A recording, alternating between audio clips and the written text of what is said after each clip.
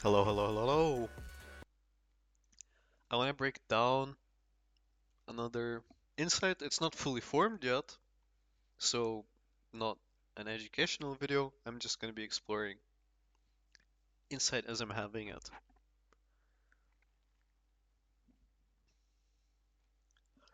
So, um, based on kind of the ideas that we looked at in the previous video, kind of pushing it further,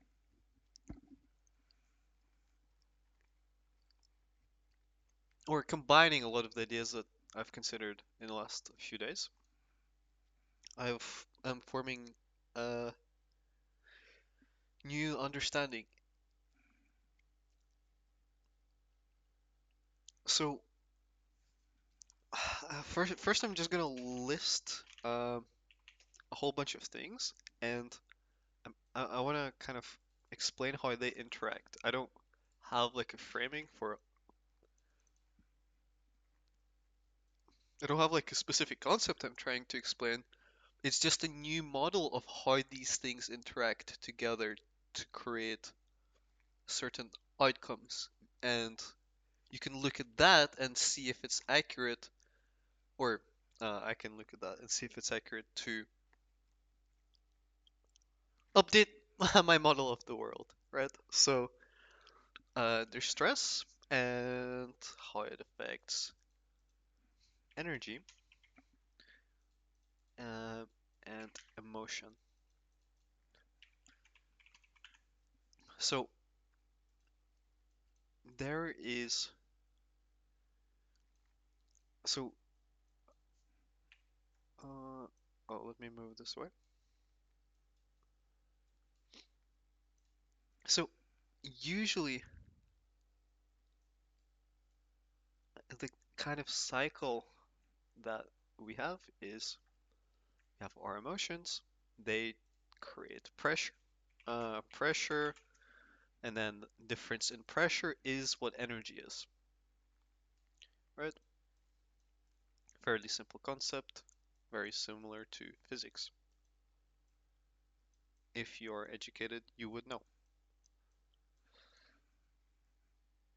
How does, and I explained the idea how you can relieve that pressure by, um, whatever, various means. Pressure, I will just call them leaks, because distractions has like a different connotation to what I mean. Pressure leaks. Pressure, um, depressures. I know it's not a word, but I don't care. It makes sense what I mean by it, right? Things that make you lose pressure.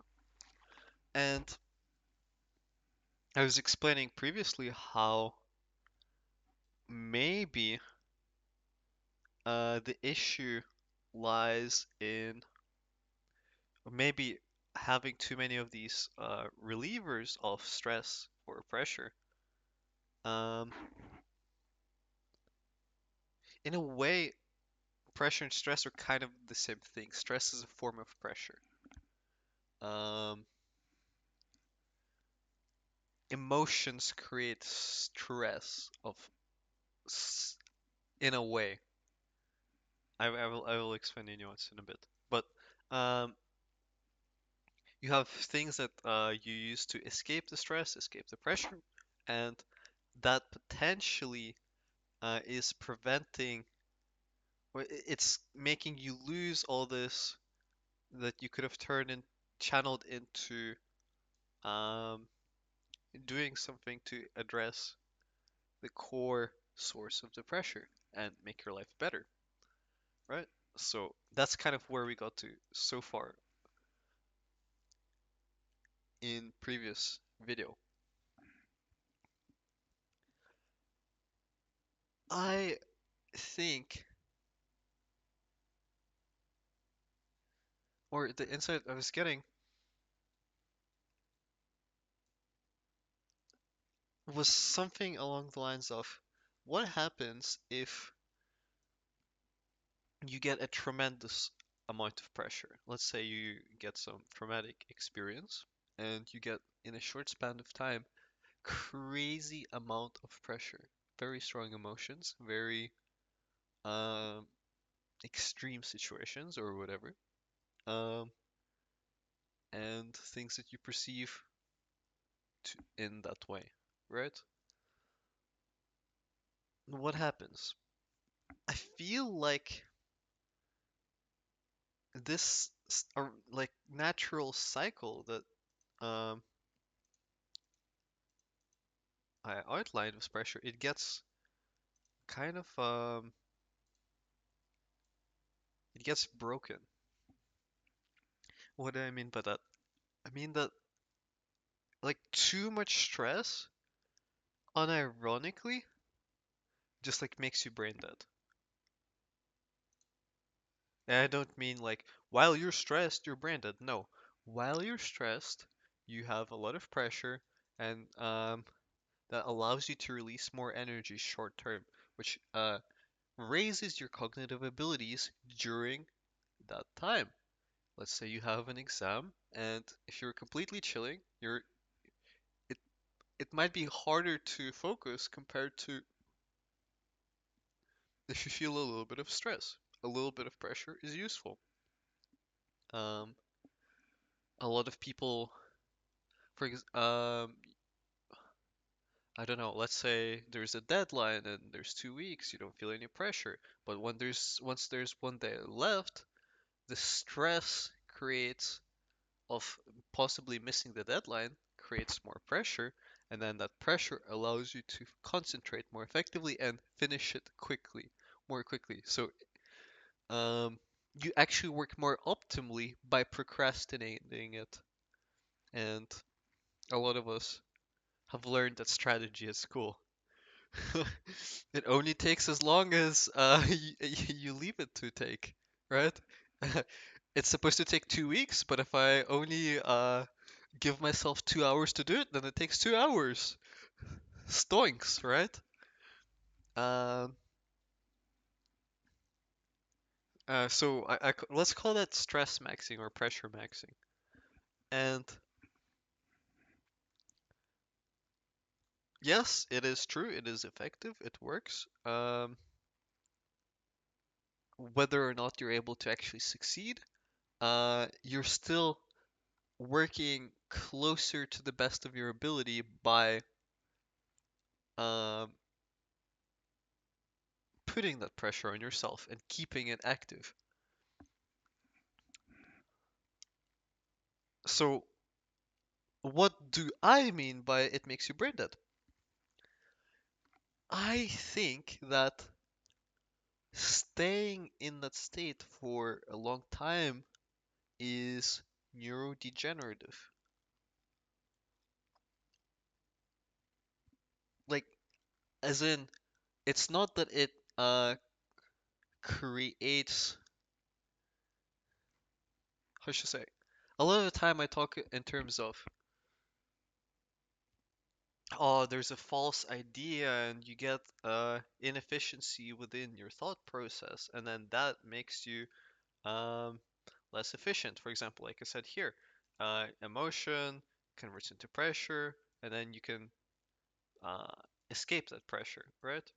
Uh, that is kind of a systemic issue that you can address and solve and be like, oh, all I need to do is just patch up this hole and the problem is solved. Now I no longer have a leak. When I say something is neurodegenerative, I don't say that there's a hole. I say that your whole bucket gets fucked. Like your bucket just gets smaller. And what I mean is like as a whole, your brain just stops working as well as it did before. Um,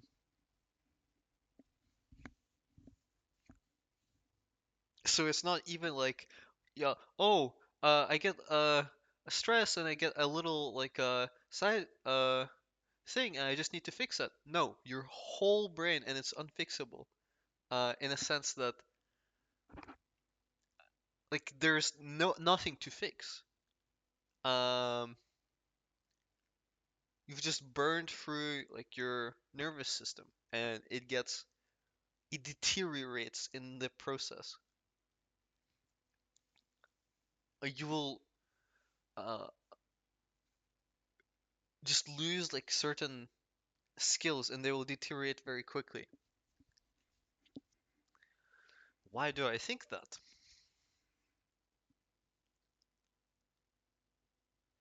Um, or why do I think that happens?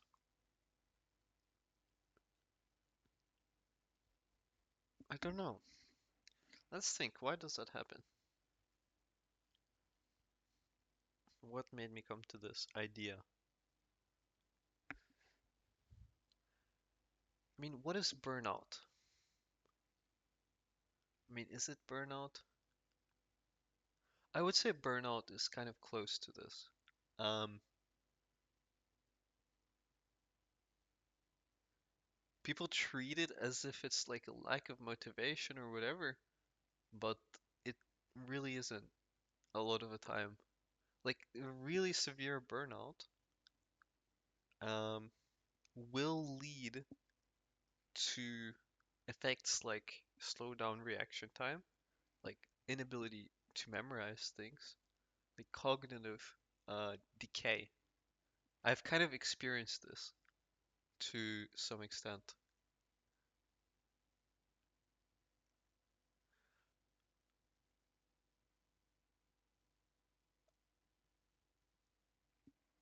Um, if anyone has paid attention or had a conversation with me, um, shout out to you. But in conversations, um, I've noticed that I've started uh, having trouble remembering context. So I used to have very short memory. I still have very short memory compared to average people, but my short-term memory has suffered dramatically, where I sometimes forget what I'm talking about.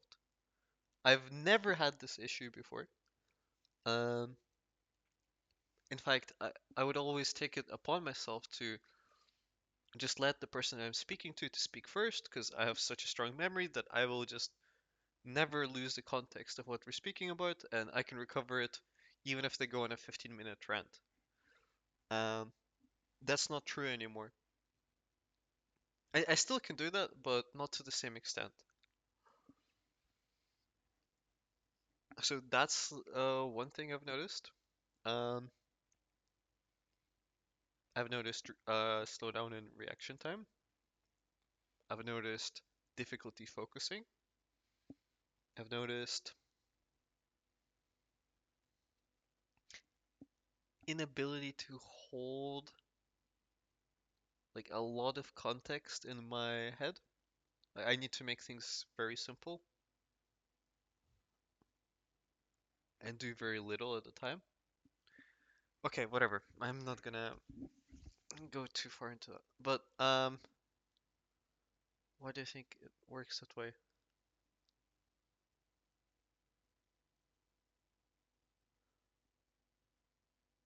This will seem like I'm going on a tangent, but I think it ties in a sense that it illustrates something about our nervous system. Uh, One of my kind of earlier theories is origins of things like schizophrenia. Um,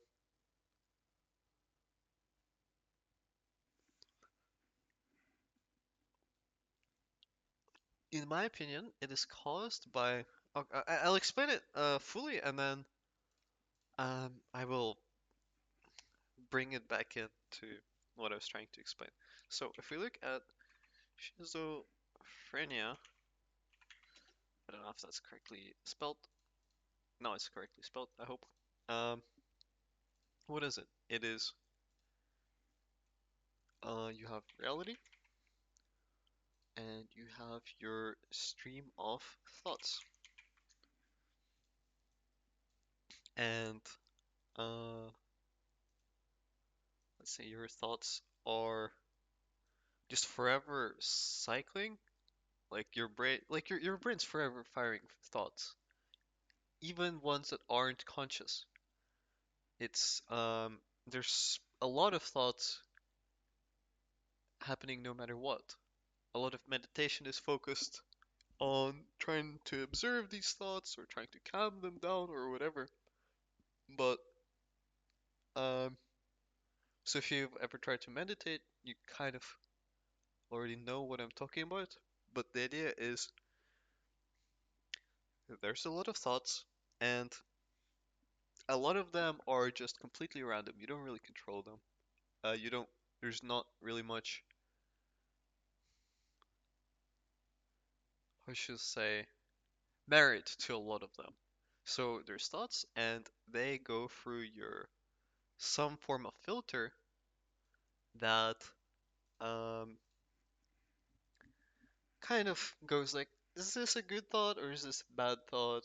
Is this worth or is this not worth? For example, I you might see, I don't know, a certain date on a certain calendar and then be like, does that mean the Earth is flat? Right? And that seems, and then your filter will go through that and be like, well, why would a date on a calendar be an indicator of the Earth being flat? That doesn't make sense, right? So it's like your internal bullshit meter, right? There are filters that prevent us from doing some things. For example, sometimes if you're on a tall building and you're like near the edge and you're looking at it, you're thinking, wow, what would happen if I jump right now? Imagine if I jumped right now. Even it's natural to have these thoughts. But our filter is like, yeah, maybe I shouldn't do it, right? It prevents us from. It creates a bias in our thoughts. It changes how seriously we take our thoughts, right? If we took every single thought seriously, we would be completely dysfunctional, you know? It would be impossible to talk to people because I don't know. You'll say hello. It's like, oh, skibbity skibbity. Okay, whatever. Like they'll just unleash their brain rot on you, or they'll just make nonsensical decisions all the time because our brains are, how should I say, capable of generating a very large amount of thoughts. That's why it's called the stream of thoughts. Whatever. It's like our dreams. It's just our thoughts get to do whatever the fuck they want. You know, like if you observe your dreams, there's a lot of crazy shit that happens there. Um, is any of that got to do with reality? A lot of it, no. Is a lot of it useful for reality? No. Um, so that's what the filter is for. It's kind of to validate those. Schizophrenia is when, so there's a bunch of different filters. One is like for self-harm. One is for, is this valid? Does this make sense? Is this going to cost me a lot, like socially or whatever? Is this beneficial for me? Right? There's a lot of such filters. Schizophrenia is when you lose, or for whatever reason, stop filtering things with reality. When you stop looking at things and be like, huh, is this valid? Is this really there? For example, you might sense presence of big demon behind you, right? And a normal person will validate that, or maybe turn around and check and be like, no demon, therefore there isn't a demon here. That seems very obvious or very simple, but it's a ritual of validating your thoughts with reality, filtering them with reality. Being like, well, I didn't hear anything, so why would I assume that there's a demon here? Um, or it's like, oh, I have a cat.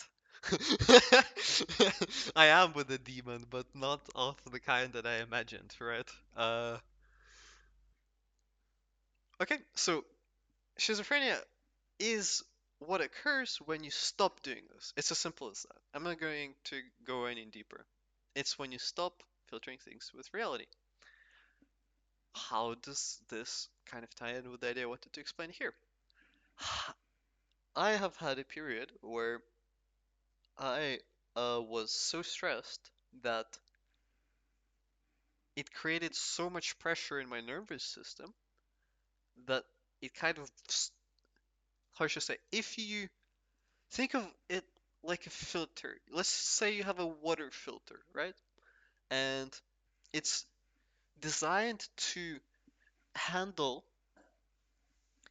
water stream in a pressure level of, I don't know. I don't know. How do you even measure pressure?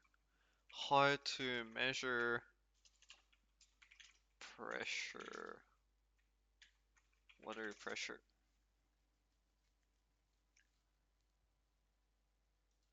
I should know this from school. Oh, it's PSI, of course it is. Um, so let's say your filter is configured for, I don't know. I don't know what would be reasonable PSI. I'm just guessing. 10 PSI, right? And that is kind of, and it's like upper limit is probably 100 PSI, and it can last in 100 PSI not sustainably. Or let's say that is the highest it can do sustainably. Anything above that, it will only be able to handle that for short period of time or for a limited period of time. And what will it mean if you go above that? That means that some thoughts will start passing through this filter, right? So if you raise your PSI to 1000 all of a sudden, then quite a few thoughts will start breaking through. Your filter isn't strong enough to handle that amount of pressure. Um, and so stress is a form of pressure. It creates uh, pressure. And this pressure is, if there's too much of it, can start breaking your filters. So how I've kind of interpreted my experience is I had extreme pressure for a very long period of time, and that pressure made me break. It wasn't just schizophrenia, it was a lot of other filters I broke. I completely broke all of the filters that I had, I would say. Like, I had some filters for social behavior, I had some filters for risk taking, I had some filters for what I consider to be ethical or acceptable. I had some of those filters were even like bad. I'm glad that I got rid of them, right? But I broke all of them, right? I had so much pressure for so long that all of these filters just got completely fucked up. And the thing is, after, let's say you have a filter designed for 100 psi, and you put 10,000 psi on it and run it for 2 weeks, and you bring it back to 100 psi, your filter is destroyed. You're not going to be able to go back to the same level of pressure as before, um, and function like you could before because your filters are fucked. Um, like think about it. If something is really high pressure, water at really high pressure becomes literally a laser that can just cut through anything, right? While before it could pass and pressure just meant that it would let some things through. Once it becomes a fucking laser, then goodbye your filter. Even if you lower the water pressure, it's just gonna pass because your water filter is cut in half, right? So, um, so my intention wasn't to explain schizophrenia or go in detail on this. It was to just point to this small like observation I made about it, a sub observation. So these filters,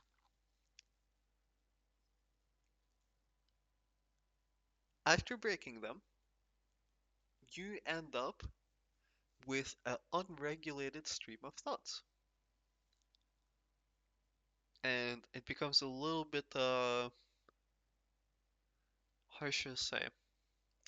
Why do we even have these filters? Yes, I've given one reason, which is so that you don't do things that are, suboptimal.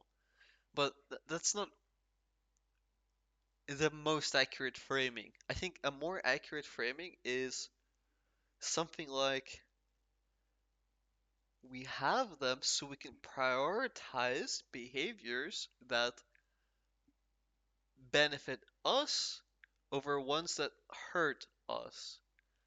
Or, in simple words, we prioritize most useful things.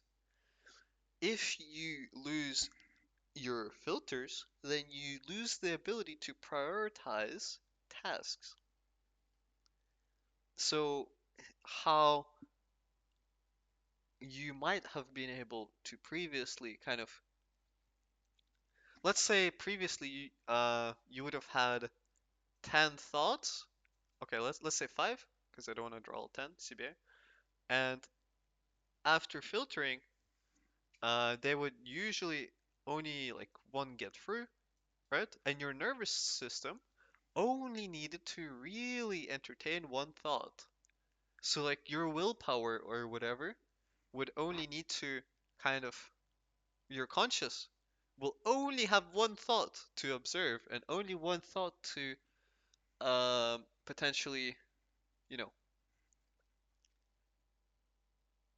reassess whether you want to do that or apply willpower to suppress it if it's a negative one, or um, use energy to execute it. Now that your filter is broken, now you have 10 thoughts. And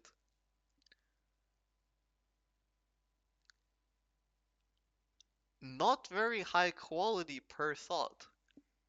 And what that means is your ability, like you're going to end up needing to entertain way more things, and you're going to end up using way more energy on average because before you only needed to service one thought, now you need to service five thoughts. You have just increased your task load by 5 times. In programming, if you do any form of optimizing, all optimizing comes down to cutting down the number of operations, cutting down the number of instructions that you're sending to your CPU. The same happens in our brain.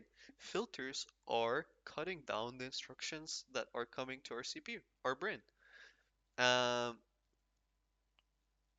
and after you've been um, in a manic period or a super stressful period, it kind of destroys your whole nervous system because now you have the open gate, which is letting things in, and as a result of that, you are uh, going to be way more ineffective as a person. You're going to feel more tired more quickly. You're maybe going to have some hard time regulating your emotions, or even a hard time sensing your emotions. For example, schizophrenia. After you have your manic episodes, what they mean by manic episodes is when all your filters get fucked, and when you're actually starting to see things. Um, After your manic episodes, some of the common symptoms of it are things like anhedonia. Anhedonia, what is that? That is when you don't like uh I don't remember exactly what would be most accurate. I think both work. Feel or care anything about anything. It's like things happen and you just don't give a fuck.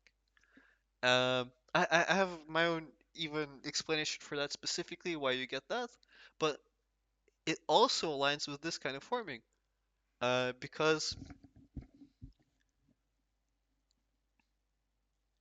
generally, for you to care about something, you need to kind of have a coherent thought and be able to kind of attach yourself to it. But if your filters are broken and all your thoughts are firing at the same time, you get this kind of mixed signal where you're so emotional that you can't even feel your own emotions. I don't know if this is accurate, but I'm rolling with this kind of intuition right now. Um, so I have two possible explanations for anhedonia. Either you get so stressed that, or your thoughts get suppressed, or they get so enabled that they end up interfering with one another to a point where by the time it passes, like, let's say this is your pre-consciousness layer or something, by the time it enters your consciousness layer, you just don't know what the fuck this is. You just don't understand what the fuck is here. It's like if I were to tell you, or ask you a simple question. Um, let's use like for example, if I was to ask an AI, a simple question: Is this image? So I'm just gonna draw random image, right? Is this image a square? Uh, is it a rhombus or a rectangle? Let's make this look more like a square. Okay, that looks like a square. Um, or is it a circle or is it an oval? Perfect. We have five different things. We can apply them to different thoughts, or they can correspond to different thoughts. Something like that, right? So I show you an image, and you have different like um, impressions. It's like, yeah, I mean, it looks like a circle, but also a little bit like rectangular shape because it's like kind of like this. But there's also like some ovals in it, and there's some circles in it, and also whatever. It doesn't matter. I'm just trying to do mimic like your thought process, right? There's going to be traits that kind of correspond to each one of them. And so if I were to ask you, what are you seeing? What shape is it? Right? And I'm asking you, and you're not able to derive it down to one or to one. Like you can't go, oh, this is a circle. Like if I ask you a question that is multiple choice, but you circle all of the answers at the same time, then you end up with being like, what the fuck is this? And if we look at this, yeah, what the fuck is this, right? um, I don't know if I explained it well, but I will just keep rolling with it. So you have something, and you kind of circle all of possible answers at the same time because thoughts are passing all your filters because they're fucked. And by the time you're here, and your like interpretation layer has said, yeah, it's everything, and by the time you're consciously interpreting it, like what the fuck is everything? Like what the fuck does that mean? What are you feeling? Everything. What the fuck does that mean? Right? That's why certain like overwhelming emotionally moments, for example, something that is should be very very happy can make you cry because your emotions are getting overwhelmed. It's like it's being something high psi. It's creating a high amount of pressure, and it's crossing more, and you're getting a bit overwhelmed and you don't know what the fuck is happening, which is why your body is reacting with it's all emotions at the same time. That's why you're sometimes, if something is like really wholesome, you are actually going to cry because it's just overwhelming, right? At least it kind of aligns with that. Okay, so why was that interesting to explain? I don't know. It was just I just wanted to explore that because it kind of aligns actually. It could be actually. It makes sense. I mean, intuitively. Okay, so stress raises your pressure, raises your PSI. That breaks all of your filters, and having your filters broken can potentially cook you, cook your brain. It might make you dysfunctional in a lot of ways, or very not effective because you're no longer filtering. Like they're there for a reason, right? They're serving a purpose. With their function being kind of neglected or being or failing, you are going to be way more emotional after. So, for example, if you look at someone who has PTSD, they will react way stronger to certain things, but also way less to some other things. Um, there, there will be some things that kind of like set them off, and they'll go off the rails. And there's some things that will like be almost trivial to them. And I think both are true at the same time.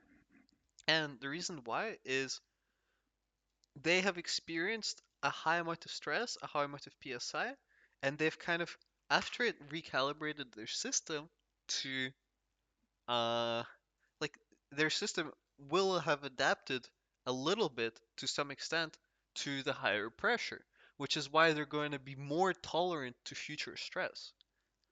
But if the stress touches some form of filter that is already fucked up and it hasn't healed, then they will sometimes have this like crazy outburst. So someone who will, on paper, seem very, very resilient, very, very stress resistant, if you just find the right way to tickle them, they will completely seemingly overreact or react disproportionately. And why? It's because they have a stronger house, but their window is broken, right? Like they have stronger, thicker walls, the door has more locks, but the window is broken. And if you go through the window, you're gonna get in. And if you go through anything else, it's going to be harder to get in, right? And a lot of the time, um, specifically in people, people don't have intelligence or self-awareness to address the things that are actually broken in them. So what happens is their house gets bigger and stronger as an adaptive response to the stress that they got. But for them to actually go and fix the window, it would require for them to actually think about the events that caused them stress in the first place. And really, not a lot of people are willing to do that. Most of you guys that get any kind of difficulty in your life, any kind of trauma in your life, what do? Suppress and forget about it. It's like a defense mechanism you've learned in childhood, and you just never learned to do anything else other than that. So, um, because of that, it has no reason to actually get fixed. So, so what I'm saying is with some conscious effort, you could probably fix it and you will not have this like super overreaction uh to certain things, but most of you just don't have the intelligence to do that, therefore you will have this. Or yeah, uh, okay, that's it. I stand by what I said. Um okay, so you have the stress and it can break all your filters, which leads to which can lead to decline cognitively. I mean, is that technically a decline or because now I've made it specific and it seems like an issue you can actually address. When I said decline, Um, I meant something that you can't address.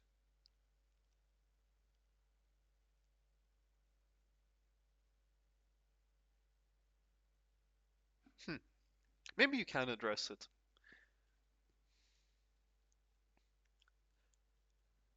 Or maybe I meant something else with the decline. Let's think about it. What did I mean by the decline? So, in that sense, I would say, for me personally, have I recovered my filters?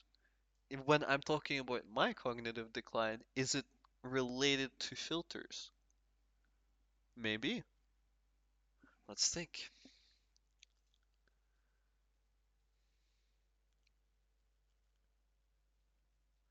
So maybe my filters are still broken, or some of them, that I haven't gotten to yet. Skill issue.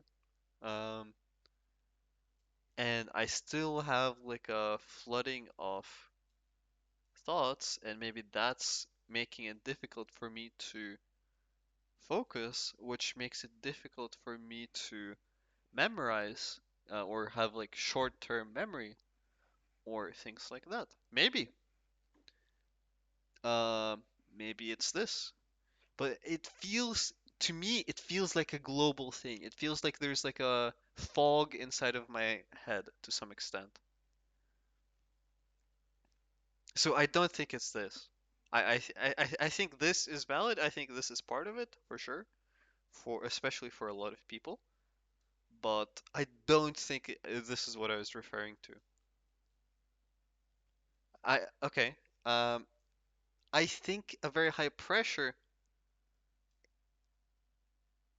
I don't think it's as simple as I've put it. It's not just filters for like different types of thoughts. It's also like your whole loop. I feel like under high pressure, it can kind of like get damaged. I don't know how to put it. It's like maybe it's filters that even it's like micro filters that I can't even like perceive consciously. Ah, no, I don't like that formulation. I don't know. I don't like that idea. Um, I feel like your whole tunnel gets much more.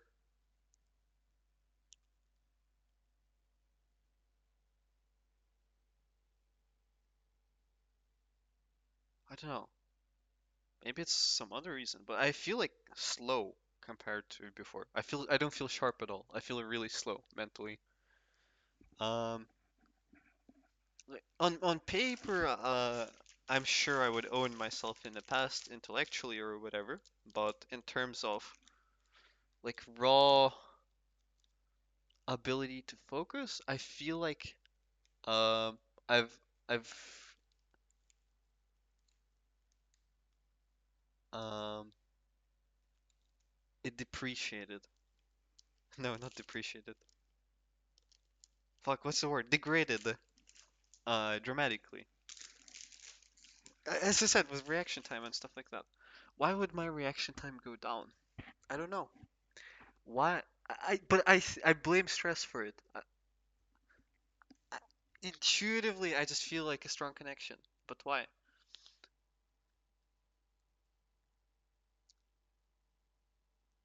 Stress causing degradation. Why? Okay, I have another potential explanation, which is maybe high amount of stress causes you to, if we think of it as a circuit, and um, let's say you have a water tube, right? And I was to keep increasing the pressure and pressure until a certain point, I would get to a point where water just bursts and the tube is going to have a massive hole. And then if I were to like stop the water flow for a bit, now I have a tube with a hole. And I might put some tape or whatever to patch it up. But then if I go and restart the water flow, I'm going to have a weak spot in my tube. it was originally made of rubber, but now I have kind of put a band-aid on it, and it's going to cause leaks. S- So it's not really the filter, but it's based on a similar kind of idea of the pressure going up past a certain amount. And those leaks just like contribute to just global loss of pressure in your system.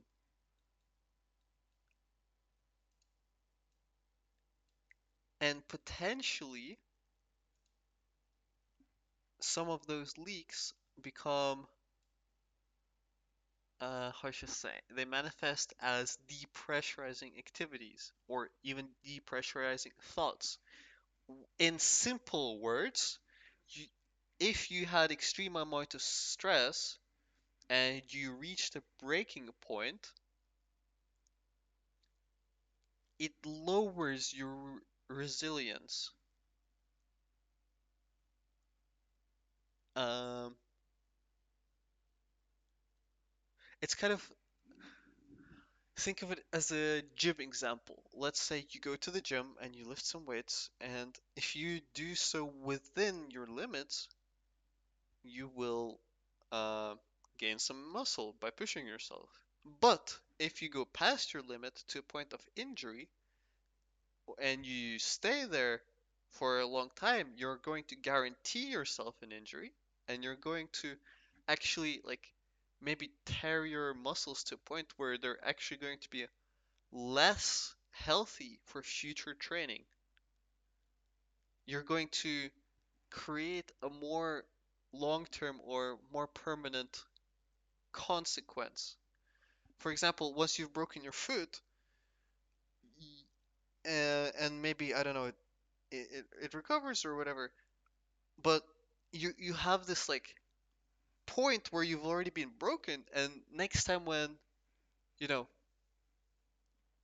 you're doing something, it's probably gonna most likely break in the same place because that's like a weak spot for you, relatively, right?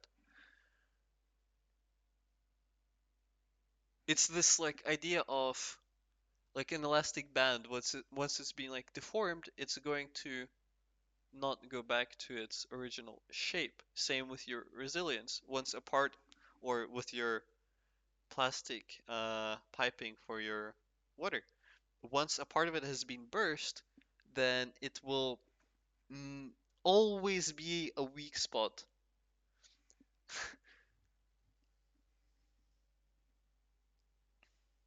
At least this is like a general concept that applies in a lot of things. For, I don't know, let's say you've had some really unlucky experience with, I don't know, you went to a casino and lost crazy amount of money. I don't know why I make so many gambling examples, but I just find them funny. Then like the idea of casinos is going to mark itself as like a problematic memory, and then casinos are going to become like a possibly gonna have like um I have an even better example. Let's say you had a heroin addiction at some point. If you were to completely recover, completely stop taking heroin, go completely off it for 10 years, and you were to start taking heroin again, you would probably get addicted to it faster than you did the first time, even though you, on paper, fully recovered. So your tolerance, your resistance to it actually took a permanent hit because it got broken previously.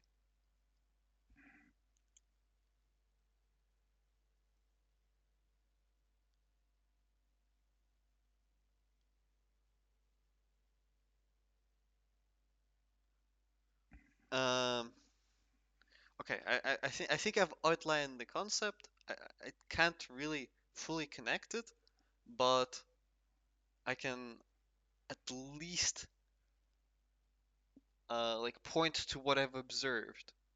And if you look around, you will see this to be true. That there's a point where your resilience actually goes down beyond breaking. Like this whole idea that is presented to you through movies or whatever that um, just never give up and you will get stronger. Just push yourself past your limits. Limits don't exist. That really doesn't work. Get an elastic band and try to stretch it past its limits.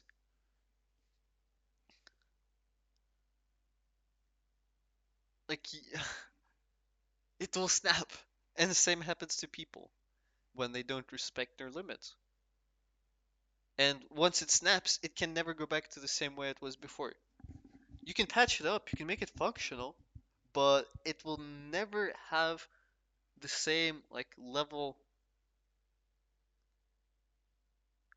It will maybe it will even become more resilient than it was before, but it will still lose it will still be a fraction of its potential. If that makes sense. You take a loss like in a permanent way. Okay, whatever. I don't need to. I think I've explained it enough to myself. So stress breaks your circuitry by pressuring to a point where it breaks something, and once you break something, you lose, even if you repair it, you lose a part of its original resilience, original resistance. And same, I think, happens with your nervous system. Stress activates your nervous system. It's useful, but if you go past your breaking point too often for too long with stress, you will just destroy your brain. Like you will just fry your brain. If we think about like the literal structure of your brain, it's like little fucking synapses, little fucking. I'm just gonna search an image of it. Synapse. See, like these little connections.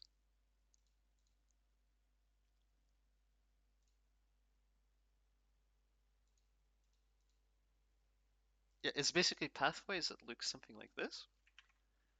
Think of it as you're just putting so much pressure into them that they're starting to like break and like disconnect.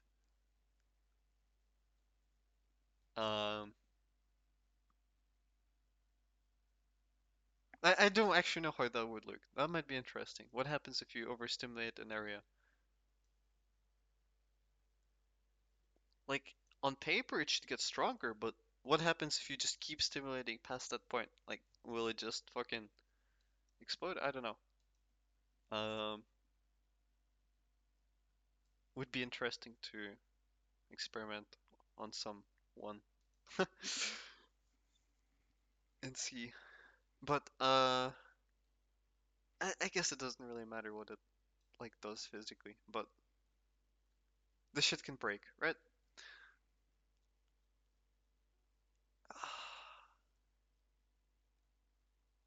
Okay, all this explanation, I don't know how long I spent, almost an hour, to come to one very simple takeaway. Stress caused brain boom.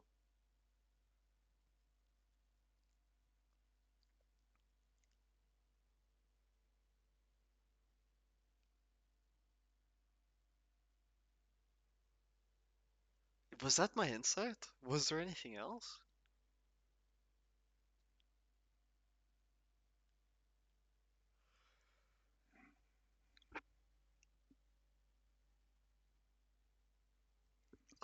Okay, let's try to derive this into something actually useful. Let's say,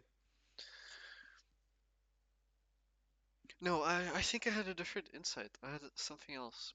Not just this. I had emotion, create pressure, and you have your depressurizers.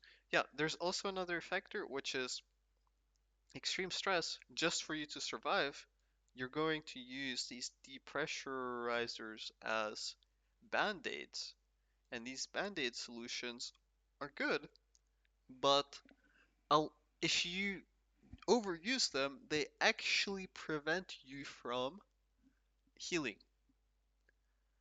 The analogy I'm going to use, and I don't know if this is medically accurate, and I also don't really care. Let's say you have a wound and you stuff it with some, I don't know, some good filler so it doesn't get contaminated, right?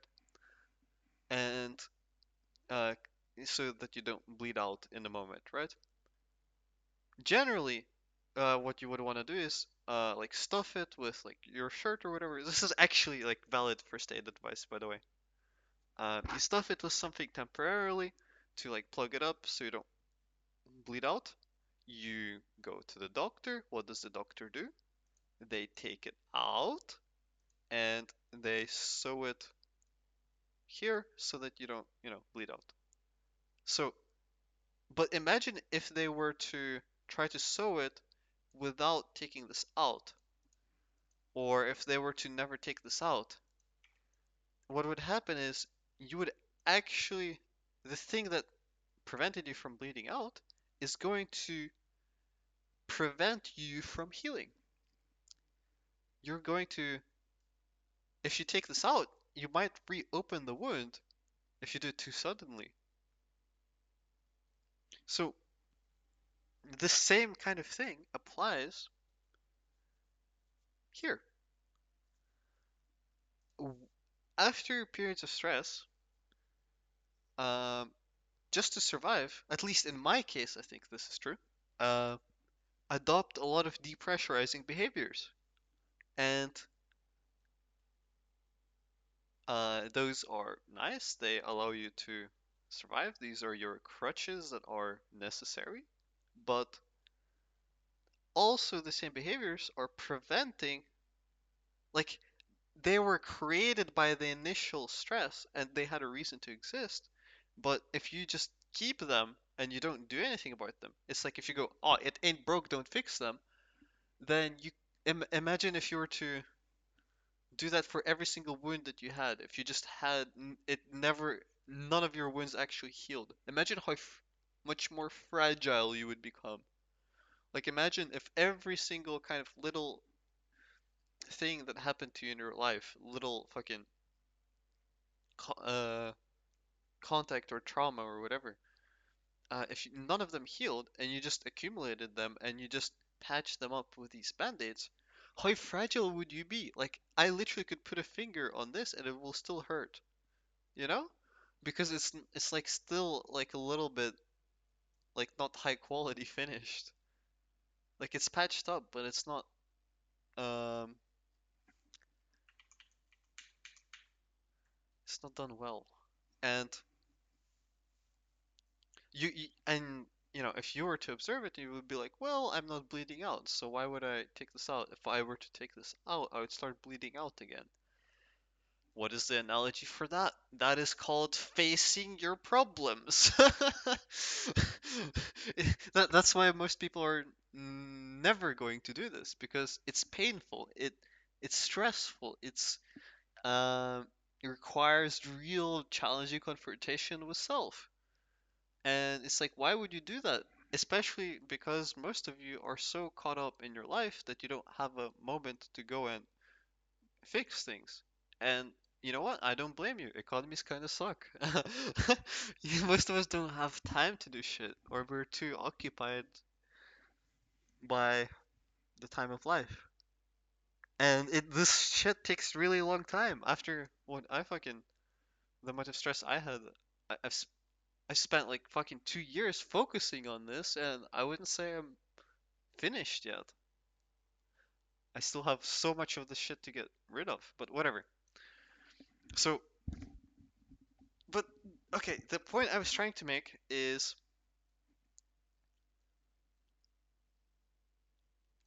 the stress can cause you to break, and as a response, you pick up band-aids. And you generally, the band-aids don't have a reason to remove themselves, so a lot of the time they will just stay forever. unless you consciously take the decision to reopen your wound to allow it to heal it properly. Maybe when you're a little bit healthier, a little bit more positioned to actually deal with it. What does that mean in real life? Let's say you have some super strong trauma and you can't figure it out, you can't like handle it, but you have some shit going on. Yeah, don't fix your trauma because you trying to fix that trauma might make you dysfunctional for a couple of days or weeks or however long it might take. So let's say you're in like a the analogy is let's say you're at ER and you're bleeding out and you're I don't know. If you lose, I don't know, 5% more blood, you're going to die. Yeah, then maybe don't do it then. Wait. Just wait for your blood to recover, your heart to kind of pump up a few more blood cells or whatever. Wait till you're a bit healthier, and then you can reopen the wound and start bleeding. But then you actually have some blood you're capable of losing. So that's why it's important to create enough space in your life to be able to reconstruct yourself. If you don't do that, then you're just going to accumulate damage and never fix it. That's a problem that I think I did. I was overly ambitious, too ambitious to a point where I would basically, in my own reasoning, never have time for this, never have time for reflection, and now I just need to fucking go and catch up on all of the shit I should have done since I was fucking 10 or some shit, you know?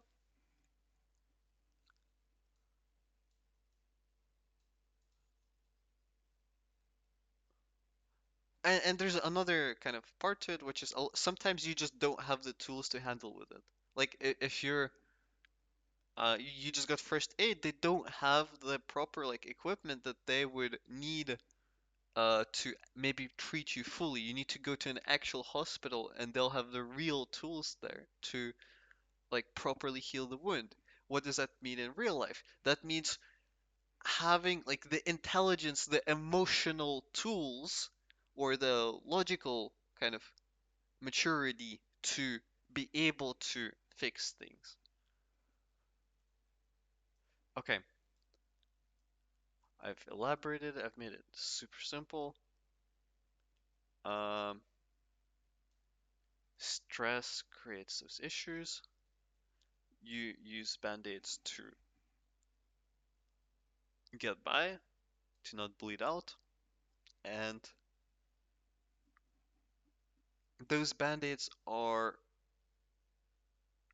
partial solutions, so they cost you your potential energy as you accumulate those band-aids, and you will accumulate a lot of them if you went through crazy amount of stress uh, for extended period of time, then it will limit your energy level. And so my answer to that becomes, so you should, uh, but there's nothing new there. So okay, maybe it's not permanent, the brain damage you get from stress. You can fix it, but to fix it, you need to get rid of all of the band-aids. In my case, what is it? It was the fucking all of the things I've adopted here. So one thing I'm kind of some things that I've kind of given up recently to start accumulating pressure, I am noticing some changes within myself. I am starting to feel more frustration. I am starting to feel uh, a lot more restless. I've actually had issues falling asleep. Um, and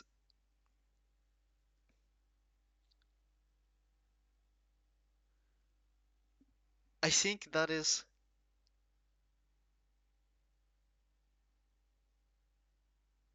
a good thing because I am right now getting withdrawals from removing the band-aids, I was using something to flush a lot of pressure, and now I'm no longer doing that, and the pressure is starting to accumulate. Has it yielded me like productivity so far? No, it hasn't. It has actually tanked my productivity. Uh, this level of pressure is currently I'm not kind of I've not adapted to this level of pressure. I've at this much pressure kind of like breaks me a little bit. I don't feel like doing any kind of work, and if I can work, it's for a very short period of time. So has it ruined my performance recently? Yeah. Um, do I think it's important to keep persist with? Yes, because I think like my thesis for what will happen is I will adapt and start getting used to and build resilience and ability to contain this pressure. And as I do that, then I will start recovering my levels of energy. So that will come in the form of my reaction times will improve, my short-term memory will improve, my overall energy levels will improve. And all I need to do is slowly, slowly, slowly, one by one. If I do it too much, then I'm going to relapse really hard. Remove these band-aids and don't look back. Don't bring them back.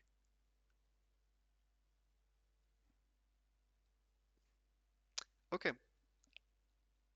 so I've actually kind of explained everything. I don't think there's anything else to it.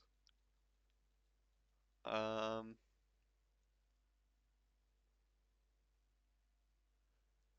in short, avoid crazy amount of stress because it creates a whole other subset of problems,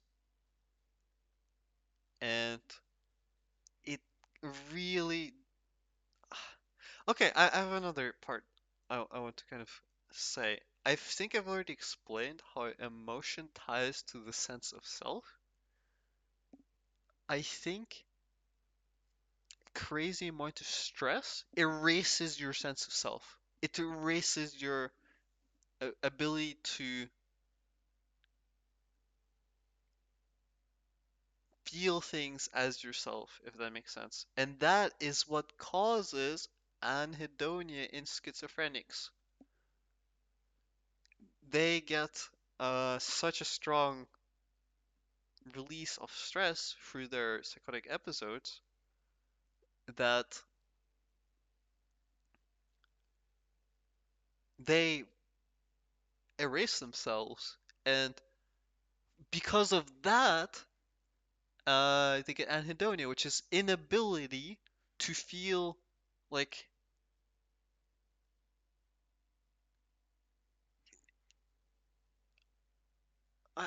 again, I don't fucking remember what exactly it is. It's like inability to feel emotions or inability to feel attached to rewards or something like that. Something to that effect. They just don't care. They just don't get excited about things. Why? Because they are to care, you need to have a strong sense of self. That's where caring comes from. I am, therefore I care. And if I'm not, then I don't care. It's as simple as that.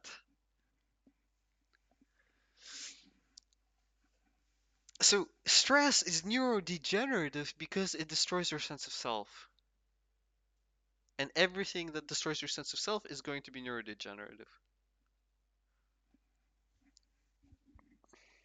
But it's not permanent, is the bright side. You can maybe come back if you're able to overcome it. But generally, it is permanent because it takes ridiculous amount of effort, ridiculous amount of skill to climb back. And why even go there? What if you can just avoid it completely?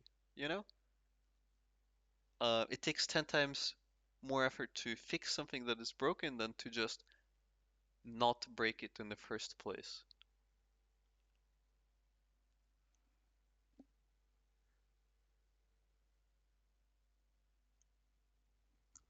a lot of people have this notion that stress is important for transformations, and partially they're right.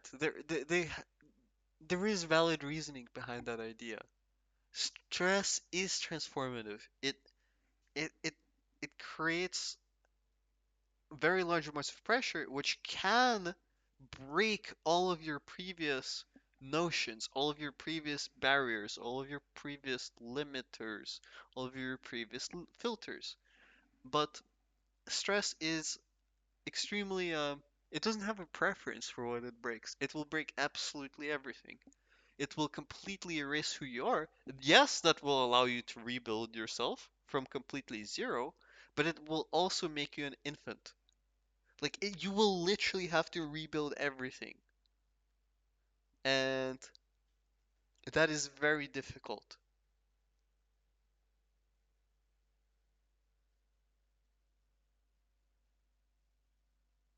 and takes extremely long. It's like being born again. It's like, think about it, even before you're 10. Like, let's assume that you're like conscious life or whatever. Like, yeah, you're kind of partially conscious when you're a kid, but let's assume your conscious life begins at puberty, because that's when your prefrontal cortex begins to grow uh much more rapidly, right? Let's say it's puberty or towards the end of puberty, right? By then you've already had like 14, 15, 16, 17, whatever many years to have developed so many base skills, so many things, and that's a lot of time. Like 14 years. If you were to just stress max and just reset, like roll the dice on yourself, then you are basically starting from, you will need to redo even the things that you did from 0 to 14, um to some extent. And I don't know if I'm correct on this. Maybe there is some examples of this or whatever or not. I'm completely unfamiliar, but my suspicion is that there is a level of stress that can cause memory loss. And maybe there is even such level of stress that it can cause like complete memory loss. Like memory loss beyond recovery. AKA, you're able to factory reset a person if you were to apply enough stress. That intuitively, I think that maybe should be possible. I don't know. Whatever. Maybe there's proofs of that or not. I don't know. Even if you don't reach that level of factory reset, you're doing like a soft reset of yourself. And it's like it's better to work with what you have and tweak because you actually have control over it, uh, than to just roll the dice. Because the probability that it will land exactly how you want it to be is like one in infinity. It's just you're not gonna have a good time if you're just gonna blind luck it, like re-roll every single time.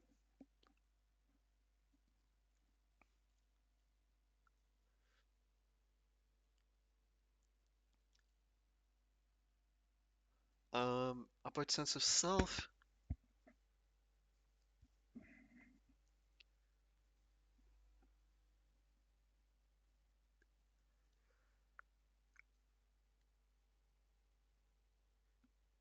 Okay, I think I've explained everything. Well, I have a feeling like I haven't explained everything, but maybe that's because of the restlessness and frustration that I'm getting by doing this. Um, but I don't have anything I am able to think of right now to add.